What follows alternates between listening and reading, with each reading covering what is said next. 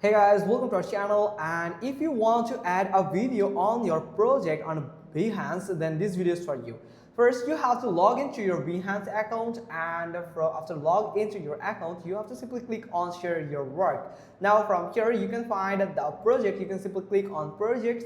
So from here you can find a dashboard or a canvas where you can actually edit or build your project to showcase your work on Behance. So from here you can find video and audio, or from the right side navigation section you can find video and audio. You can simply click on it and you can add a video if you want. So just like this, here you can see it, the file is now uploading. So the file has uploaded successfully and is being converted into a web friendly format. So this process can take anywhere from a few minutes to several hours depending on the file size. You will not be able to preview the audio or video file until then. Feel free to keep editing and navigate away from this page. So you have to wait till it complete to make it web friendly format. That could be a WebP format. So and also it can take several hours, so you have to wait. And don't worry, the video is uploaded successfully and it is just processing to make or converting it into a web friendly format or WebP format.